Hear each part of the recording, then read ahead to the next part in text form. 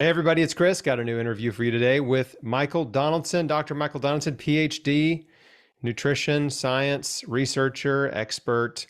I first became aware of Michael, man, I mean it was 2004 maybe.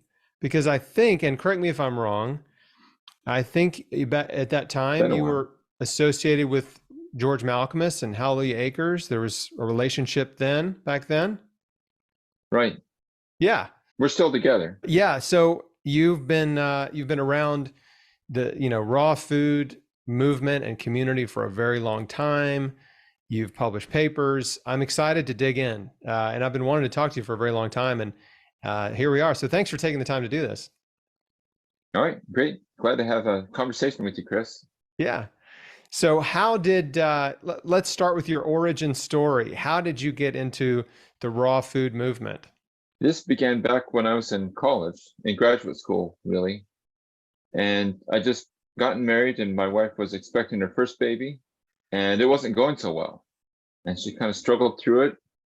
And we want to have children. We believe God, you know, called children a blessing. So let's go. We have children here. And it didn't work for us. She tried B6 shots and things like that. And second baby, she's carrying around a toddler and a baby. It wasn't going very well. By the third baby here, like she said, we have to try something different because what we're trying here is we want to have more kids. And if we don't do something different, we're just going to have to stop or something here. Someone loaned us a tape from Joel Robbins, the chiropractor, called Juicing for Health. So we looked at that, we listened to it. It was a cassette back when you stuck it in a cassette player. Yep, Listened yep. to it. And so she tried that. She says, well, let's just try, I'll try just drinking juice or fruit. We didn't have a juicer then. Let's just try eating fruit in the morning, nothing solid until afternoon.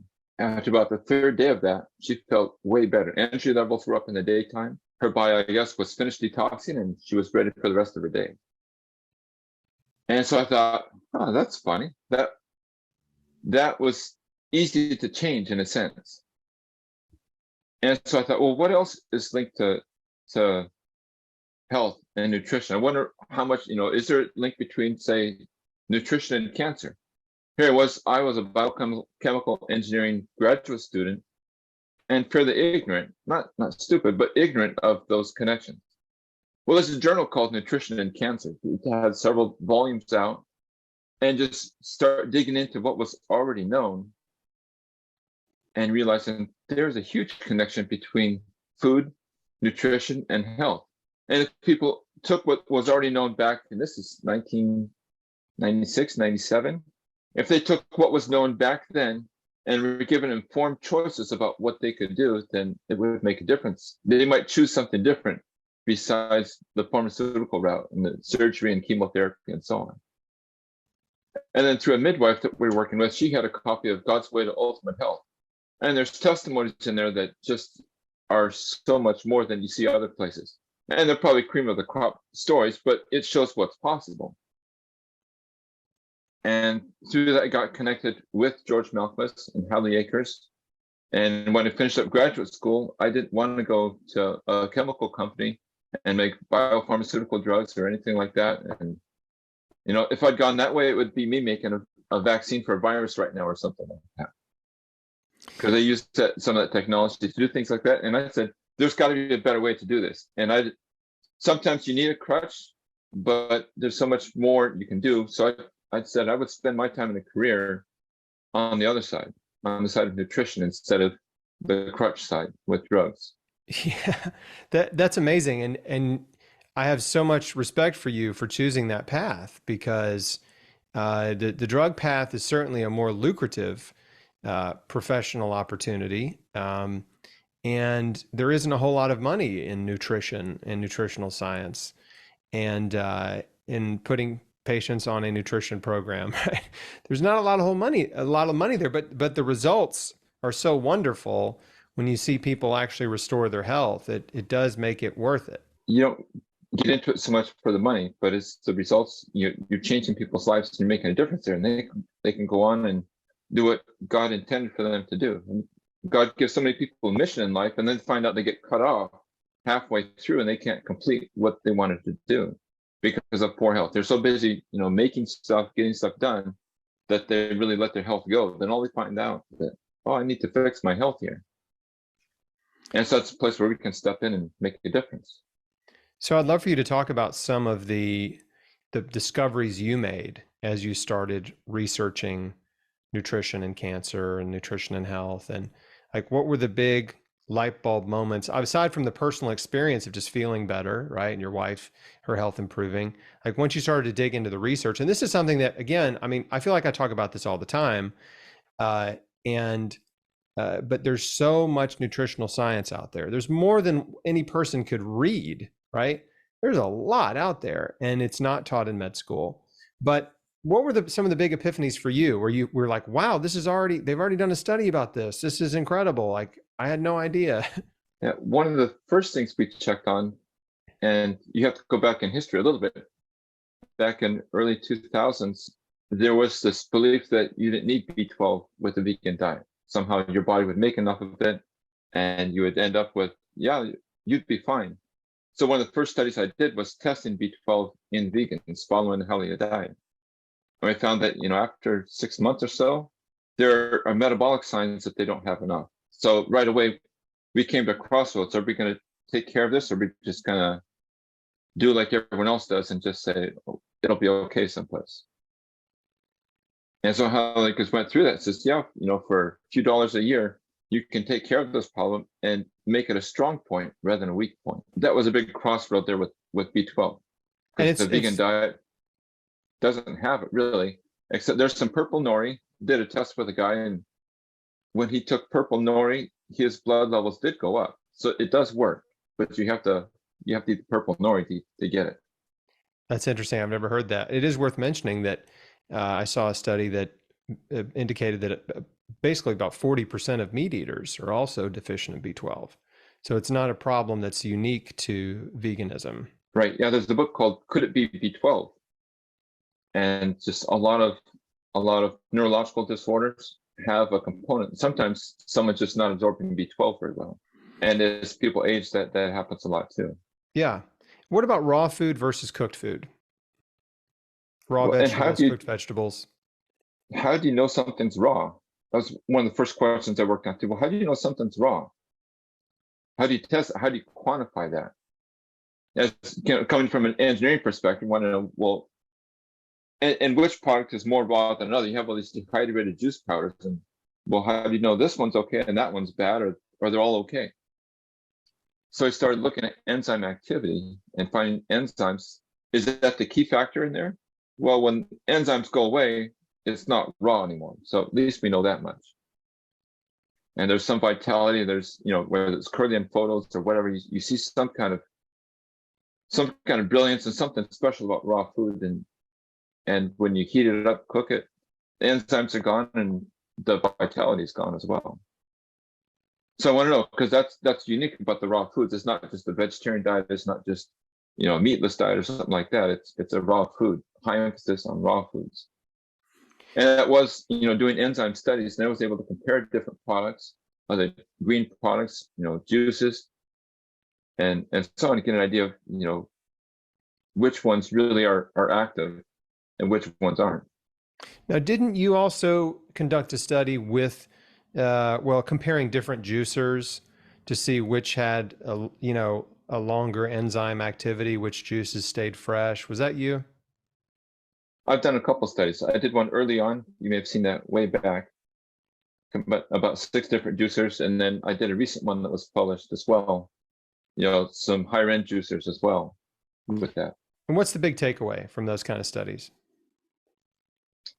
The big takeaway is that all of them work somewhat. The centrifugal juicers, they just, if it doesn't juice very well and you squeeze the pulp and it's still all wet, then it didn't extract very well. But it's a 2-step process: how well it can crush it and grind it up, and then how well it can squeeze it out. You get those 2 parts together, you have the best system.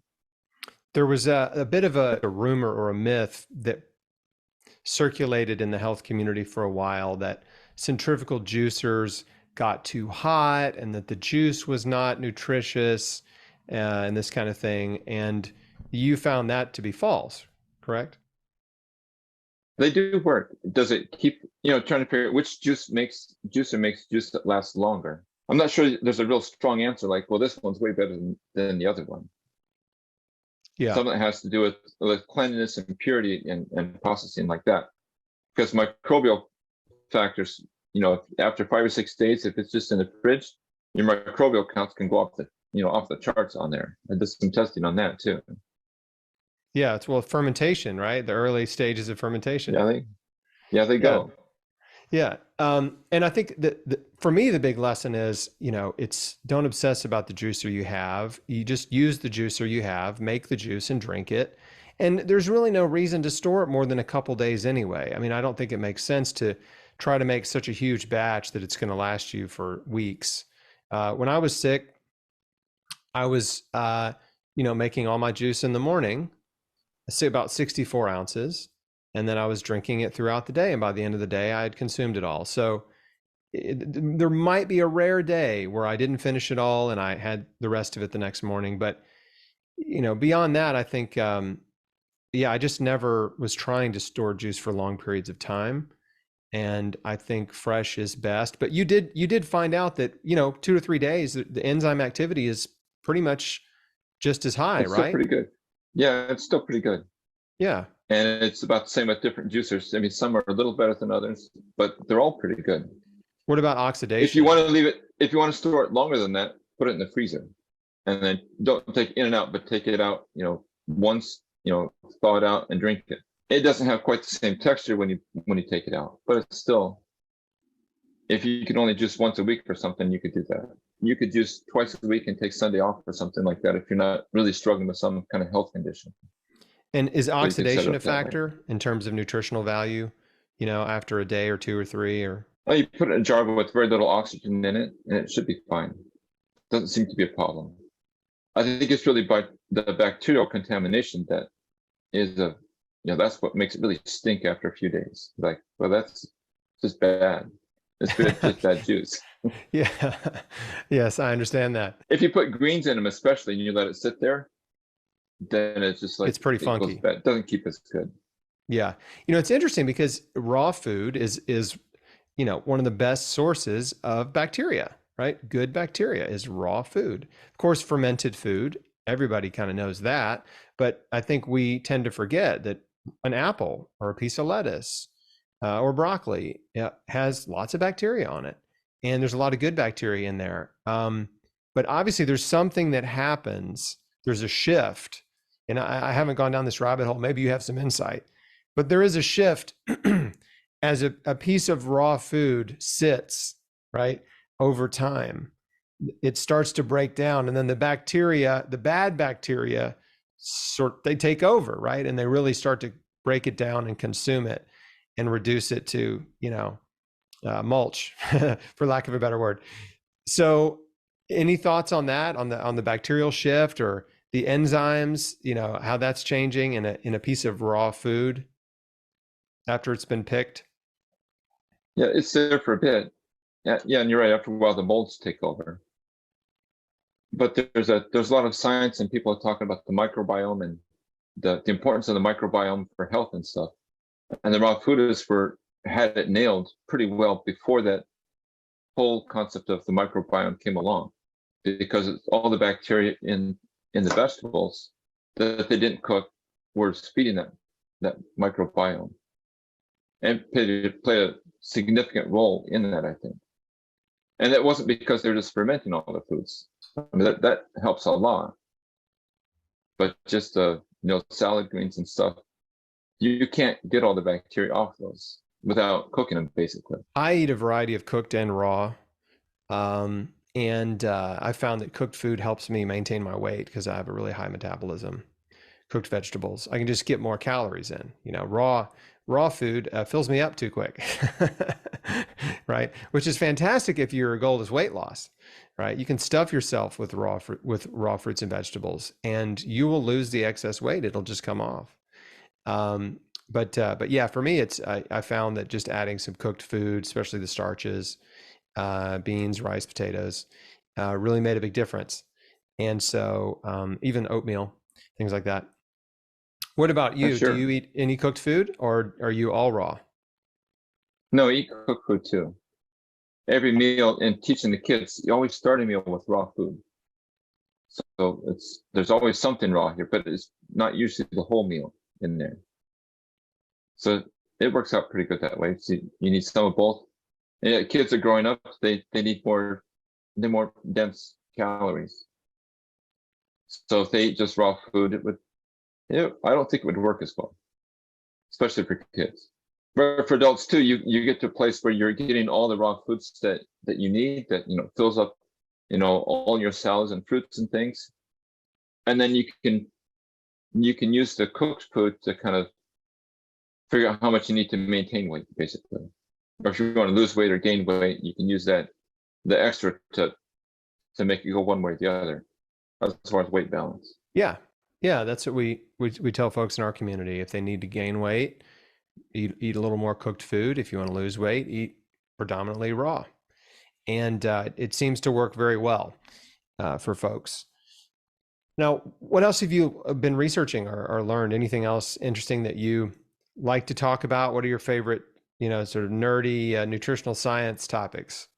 Quite a while ago, we added fish oil into the program. I don't know if your program includes fish oil for essential fatty acids or not. I mean, some vegans says, okay, I'm going to use algae or something like that, or I'll use flax, and hopefully it gets to where it needs to go. So I did some study with some people looking at, taking flax and then testing their omega-3 index, looking at EPA levels, DHA levels, and it moved the EPA levels a little bit, but didn't move DHA levels, just the way the research stated. The research is pretty valid there. And several studies show that, if you take the alpha-linoleic acid from flax or chia seeds, it does make some EPA, but it doesn't really make any DHA. Not beyond a trace amount. It probably makes a trace amount.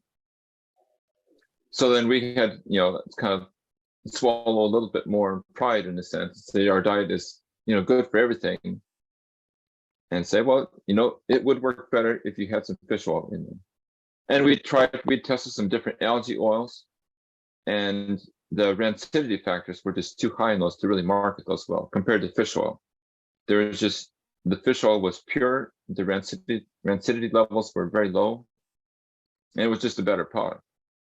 Is there a particular brand of fish oil that you've tested that you feel is the cleanest, purest, lowest level of contaminants? We've used the Pharmax fish oil for quite a while, and that's worked well. And there's been a couple other brands we've looked at that also have been quite clean. I actually haven't run across any that you say that's really dirty and contaminated, you should never use. Haven't run across that with fish oil.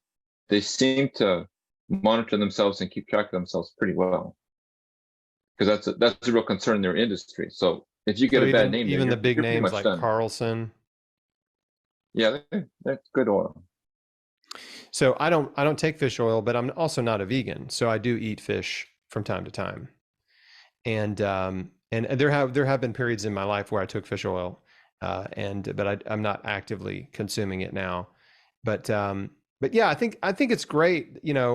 I know it's easy to get hung up in dietary dogma where you're convinced your way is the best, and then you become closed off to, any information that indicates the contrary, right? And so I think it's wonderful that you've maintained that objective and scientific approach to health, which is, let's investigate B12, let's investigate omega-3 absorption from plant sources versus animal sources like fish oil.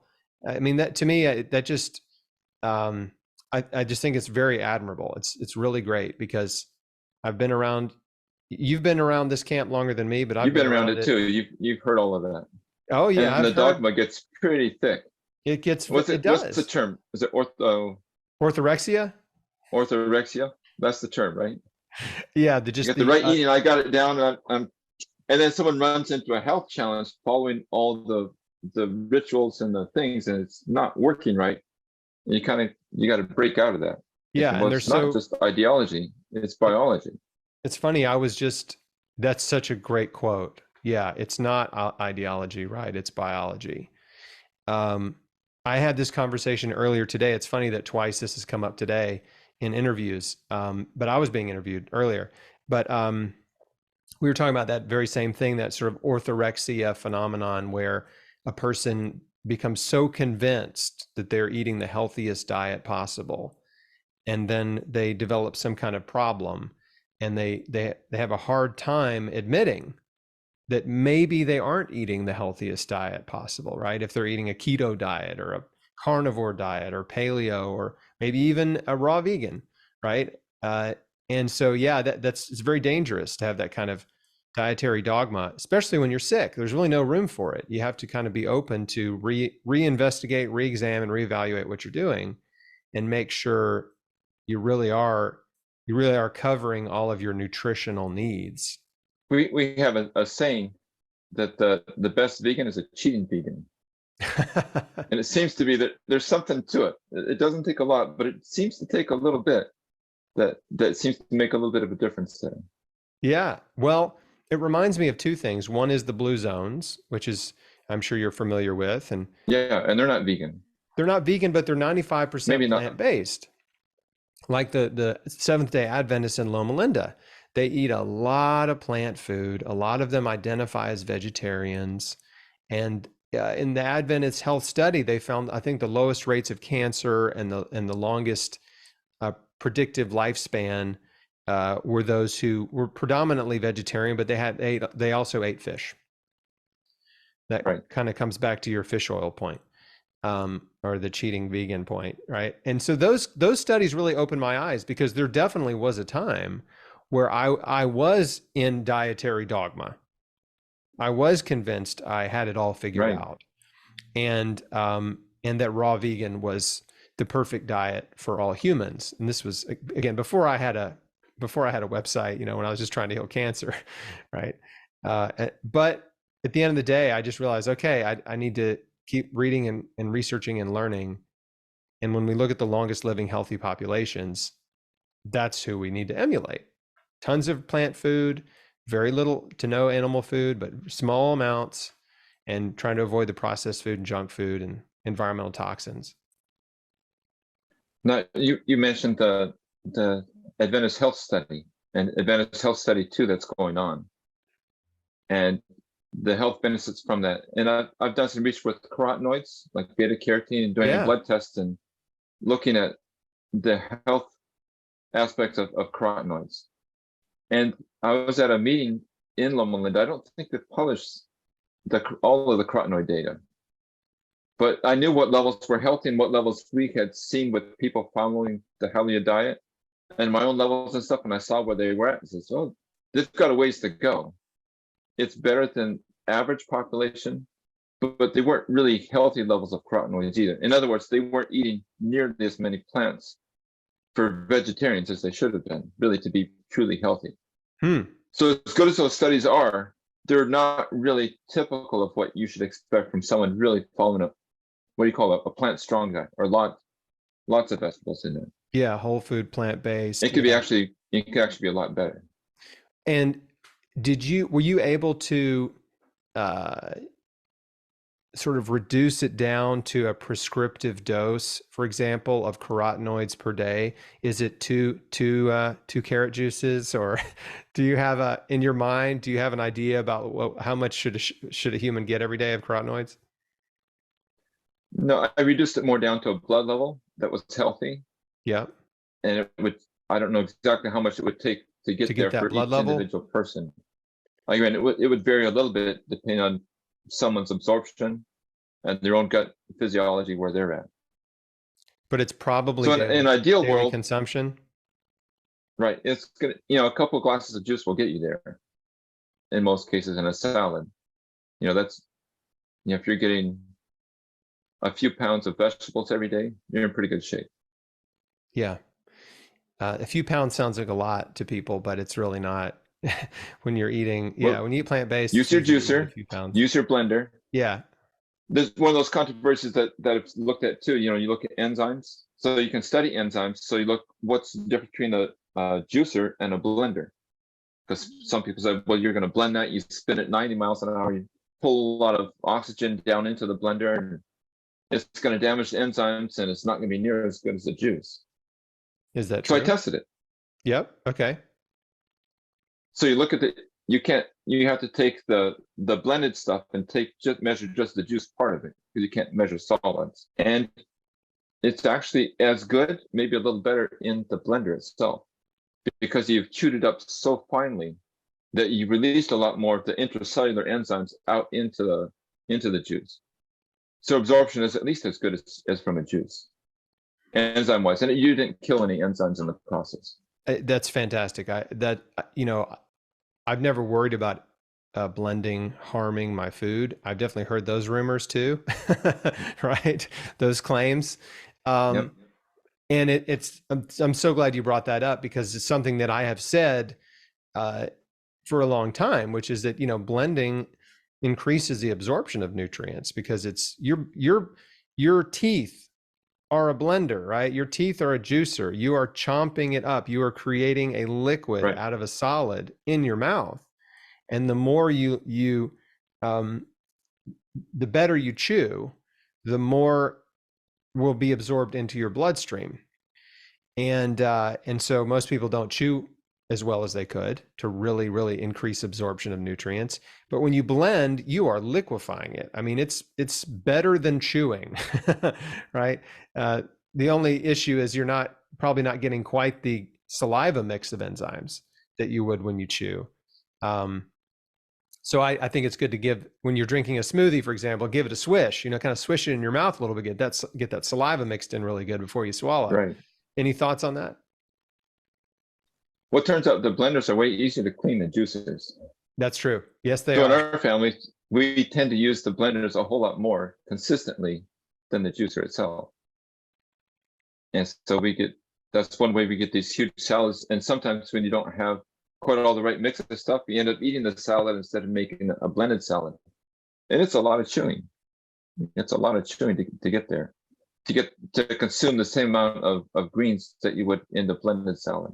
I have this giant salad recipe. It's on the cover of my cookbook, and I call it the giant cancer fighting salad. And it's a big one. And yeah, it takes a while to eat it. I mean, it's a lot of chewing. And the first time you eat it, the first few times, it's like, oh my gosh, my jaw, my jaw muscles are getting a workout. Eventually it doesn't affect you. But for folks that have a hard time eating and a hard time chewing, right, or even a hard time swallowing, uh, we have another recipe in the book that's you can put all the ingredients of the salad in a blender, right? You can blend them up and liquefy them and drink them, and it's a lot easier to get down. Now it tastes a little weird, right? It tastes a little weird to liquefy a salad, but I had a friend named Courtney Campbell who healed her lymphoma, a Hodgkin's lymphoma, but she healed it completely with no medical treatment by drinking a giant green smoothie.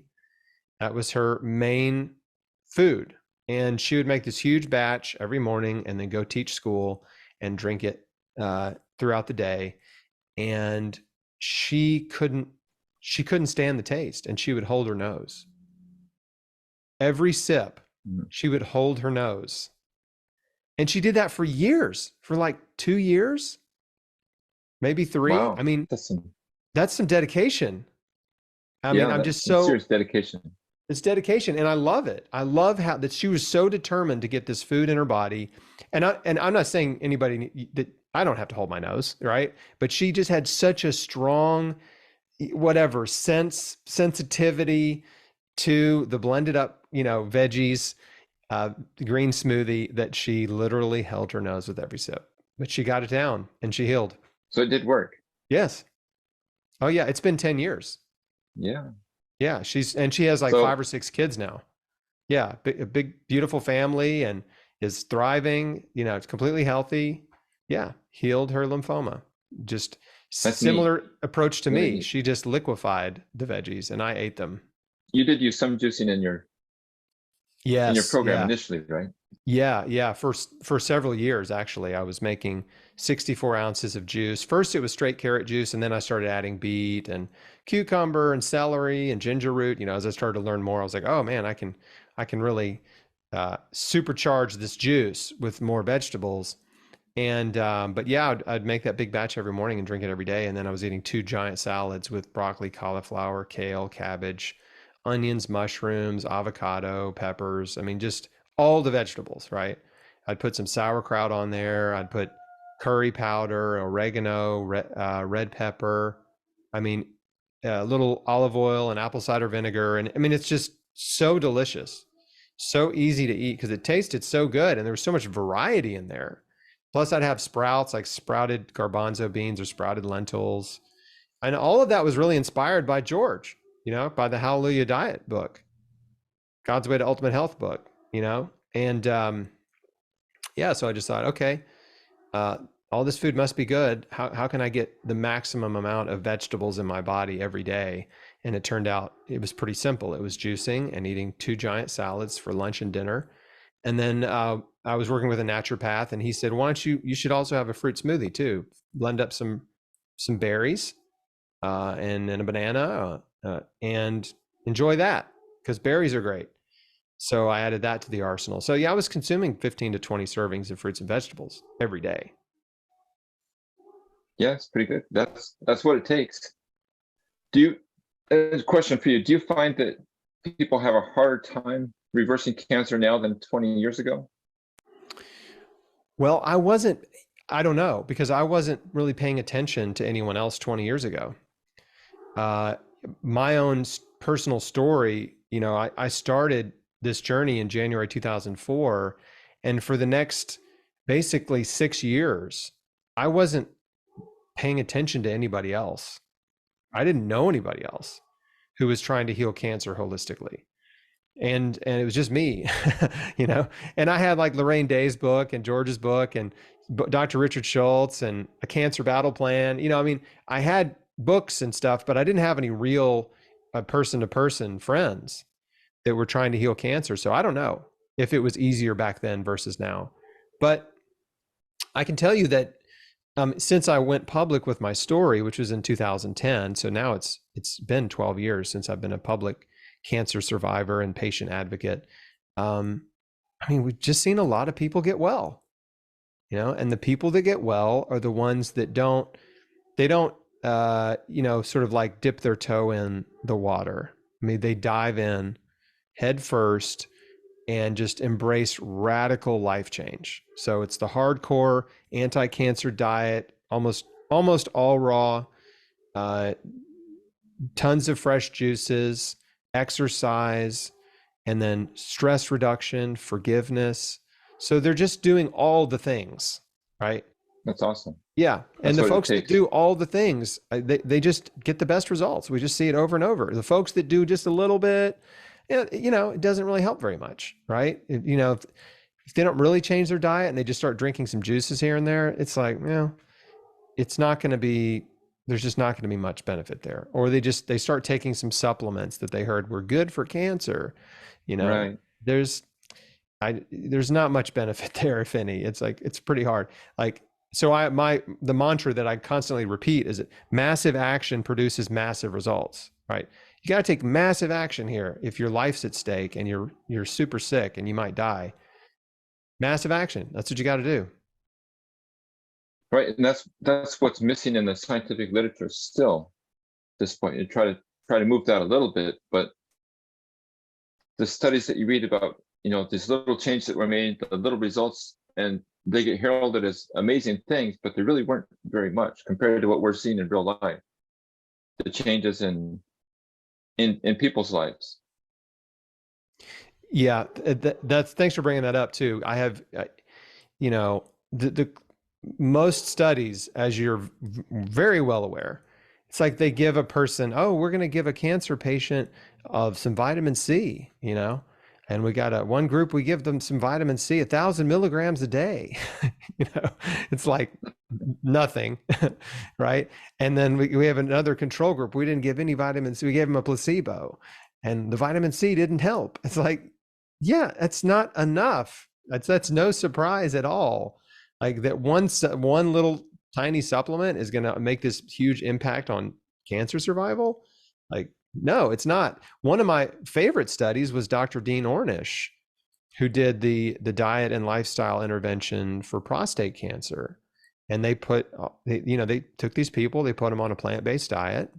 They put them on an exercise program and a stress reduction program. And they did actually even supplement with fish oil in that study too. And they proved that the humans, the men who followed their program, had reversal in their PSA numbers. So their PSA went down in like 3 months, I think, Right, after following this plant-based diet, right. exercise, stress reduction program. It's like that kind of research is the best, the interventional study.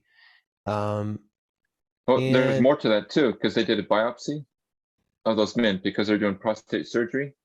They looked at genetic profile of what genes were being expressed and not expressed. Big difference between the two groups. I mean, it turned off the genes you didn't want and turned on important health promoting genes at the same time. thank So you it's for pretty bringing neat that they up. could do that kind of study. And it That was was a hundreds. There was like hundreds of genetic, or was it yeah, thousands? it was It's a lot. hundreds. Yeah, of genetic, measurable genetic changes, and all positive from that, and in a relatively short period of time. So like I love that study so much, and I'm so glad he did it. I've interviewed him, and he was really great and fun to interview and talk about that. Um, but the problem is, yeah, you're right. We just don't have enough studies like that. All the studies I know seem to be reductionist. if we put just a tiny portion of the NIH budget into looking at what really works, if they really wanted to know, we could help them with that and they could figure it out. But it seems like every time someone gets close to knowing or publishing something that's really important, they get squashed. And the establishment doesn't really want to know. Who are some of your health heroes? You know, like Gerson, or who are some of the feel like you are the big pioneers of the health and wellness and healing movement?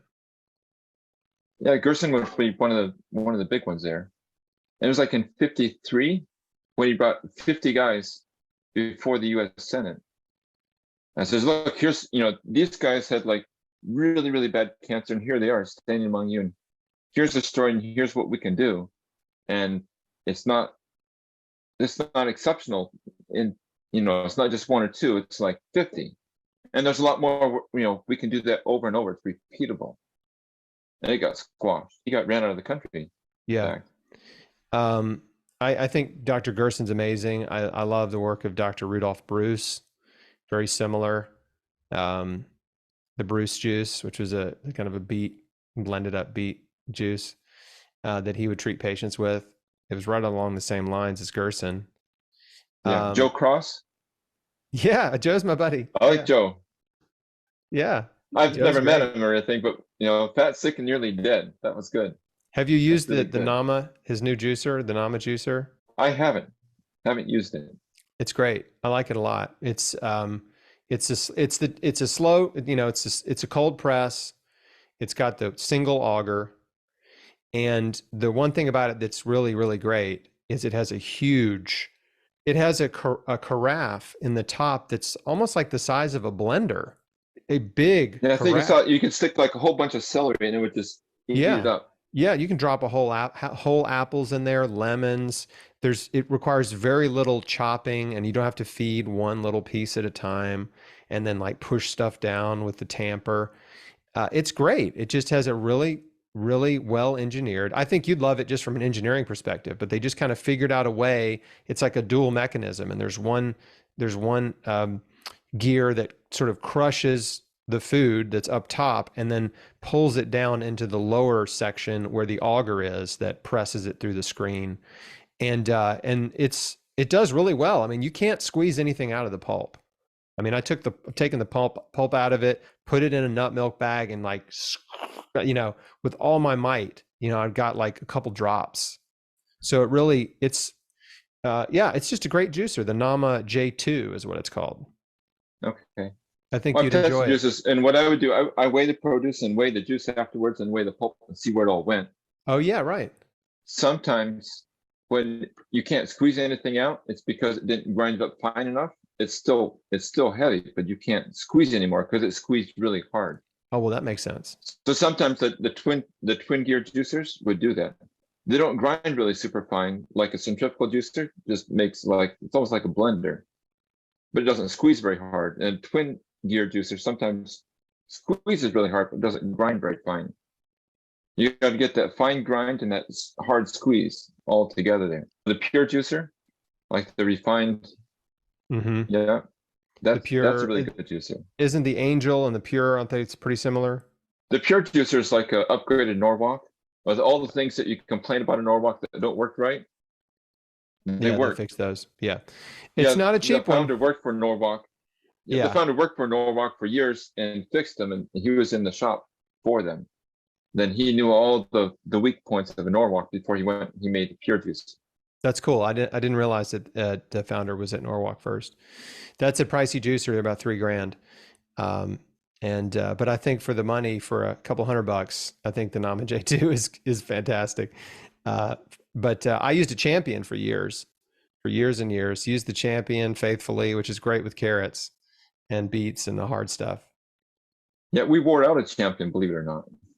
That's hard That's to hard do. to believe. Yeah, I But we have not wore been one able out. to kill a Champion juicer. Are they out of business? Yeah. Mm-hmm. 2021, I think, is they shut down. It was a family business, and they just I don't know. I guess they just kind of, whoever was running it had inherited the business, and they just decided they didn't want to make juicers anymore. They had quite a run going. Well, Norwalk is closed also. Right. So Yeah. Nobody wait really for the new picked up the guys. torch there. Well, I think, and with Champion, they didn't even advertise. I mean, and neither did Norwalk. Both of those companies, all of their business was basically word of mouth for years and years. And they were, especially in the 90s, early 2000s, they were basically the only game in town. You had the Champion, which Right. was affordable, and then the Norwalk, which was the primo $3,000 juicer. And I mean, those are the only two I even heard of back then. And it was like, well, I don't have that much money. I'll get the Champion. And it worked fine. And it had this commercial motor in it. And I mean, I still have them. Right. They still runs. But yeah, then all these other juicers started flooding the market. The Koreans learned how to make juicers. Yeah. And market them. That's And really they learned what how it was. to No, run they did. ads and market them. And so they sold tons and tons of juicers. The Breville, really came to prominence, and all these other brands. Yeah. And so it's sad, because those are the two big pioneers in juicing, and they kind of went the way of the Polaroid camera. But the best juicer comes down to it's the one that you will use. Agreed. So if you have the best juice in the world, but you don't use it, better off to have one that's just really simple and quick to use. Fast. And you get it done. That's why the J2 is currently my favorite, because it's really easy. You just fill up the top, turn it on. You can walk away. Just walk away from you walk it. away, do something else. Yeah, you can literally walk away and do something else, or you can, do a little bit more prep. Basically cut your carrots in half. That's all you have to do. And it's really easy to clean, and it's fast. And I think for most people, it really solves that problem of why people don't juice, which is like, oh, it takes too long. There's too much prep, too long to clean up. Like, those are the big barriers for folks.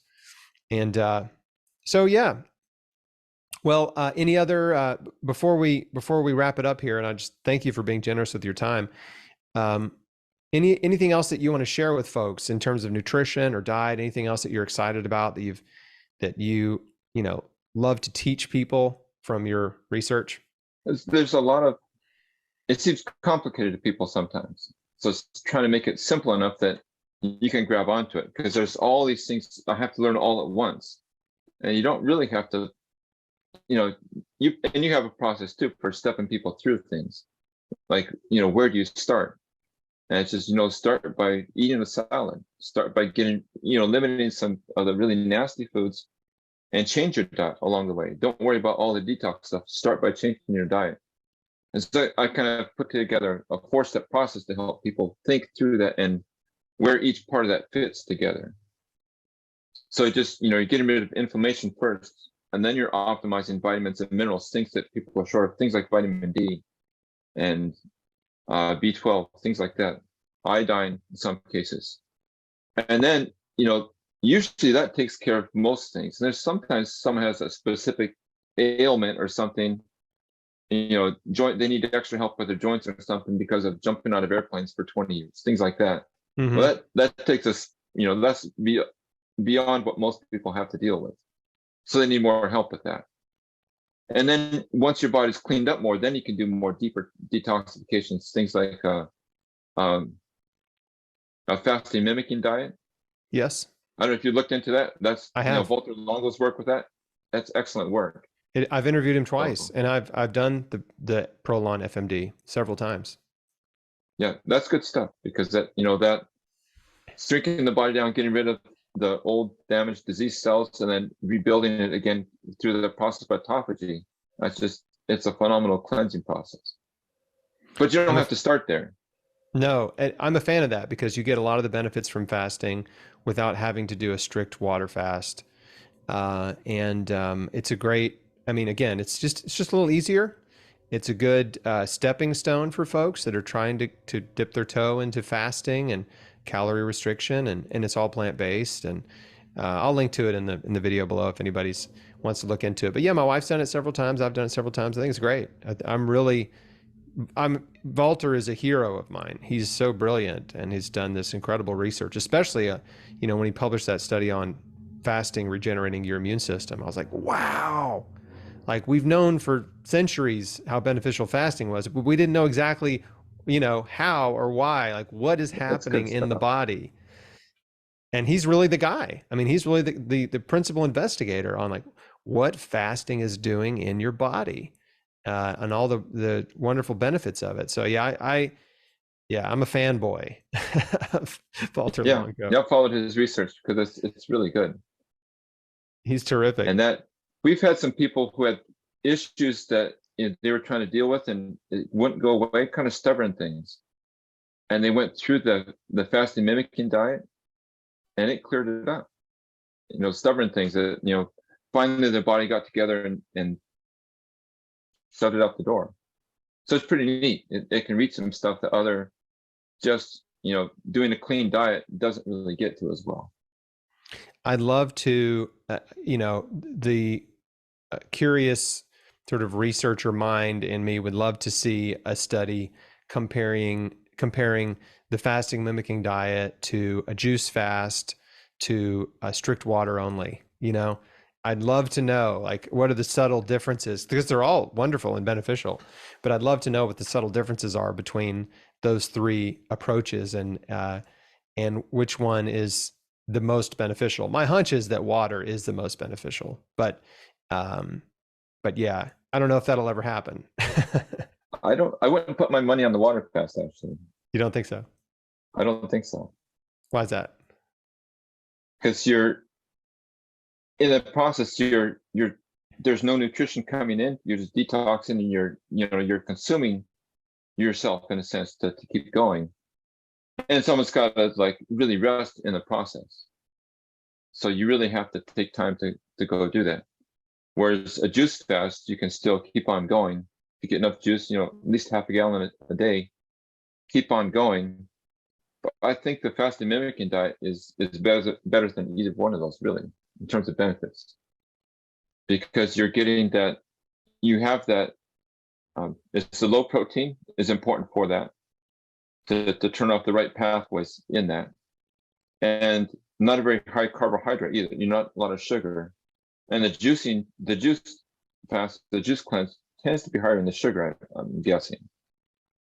So the fasting mimicking diet, he's using a fair bit of fat in that to make it work, which actually works because it's not changing the, insulin levels and glucose levels are pretty steady when you're doing that. So you are getting the fasting response by that method. Yeah, it puts you into So it's more ketosis. accessible, and I think you're getting the rebuilding, and it's not near so hard to rebuild out of that compared to a water fast. You are right. I water fasting. Some people can just cruise through it and feel good, but most folks, it has to be a dedicated period of rest when you water fast, and you just have to rest. That's it. You drink water and you rest. I've interviewed Dr. Alan Goldhammer and some other medical supervised fasting clinic guys, Okay. and yeah, it's it is, and they're water fasting people for 21 days, sometimes longer, and have had these just miraculous turnarounds. But it's tough. It's a tough road to do an extended water fast like that, and you really do have to check out of life for a week or two or Right. three. Yeah. So it's not bad with supervision. That it could be a very good thing, very powerful, even in there. Yeah. Well, this has been great. It's been really fun, Dr. Michael Donaldson. Again, I appreciate you so much. I mean, I am thankful and appreciative of you because work like yours has helped inform me. I've learned from you. I've learned from other doctors and scientists and researchers, and I'm taking that knowledge and sharing it with others. So we've been on the same team for a long time, even though we've never met. Well, it's good to know some more people on the team in a sense, and the team is a lot bigger than it was 20 years ago, It which is is really bigger. neat.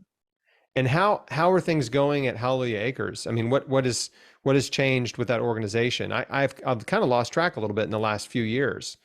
I think we've overrun a little bit with the online marketing sense because we're not the generation that's really good at that. And George has moved to the background, and his son has taken over, and it's not quite the same. It's a hard shoes to fill in a sense. I get it. Yeah. And how's George doing? He's doing all right. He's enjoying Florida. It's a nice place to be. How old is he now? Say 86 or 87. Okay. I was going to guess pushing 90. So yeah. Yeah, he's getting up there. And Rhonda's still taking good care of him. So they're doing fine. Good. That's terrific. I'm so glad to hear that. Okay. Well, thanks again for your time. This has been really fun. Where can people reach you? Are you online? Do you have a website and places where people can follow you or connect with you? Just through Hallelujah Acres, through myhdiet.com. That's the main place to find me. myhdiet.com. I'm not a big presence on social media. I'm just kind of the scientist behind the scenes, really, at this point. Yeah. That's great. Well, we need you. Keep doing it. I want to keep learning from you. Yeah, that's the neat thing about doing this is I keep learning. There's always something more that we didn't fully understand, that there's always the new, not just controversies, that the main things still stay the same, but your understanding deepens and broadens. So it's pretty neat. It's endless. Yeah, the rabbit hole is endless because every time you get an answer to a question, you get more questions, right? that you want to look for answers to, Yep. Well, that's great. Okay, everybody, thanks for watching. Thanks for tuning in. Thank you again, Dr. Michael Donaldson. This is really fun and informative and great to connect with you. And I appreciate you and thank you for the work that you do. I hope you have a great day.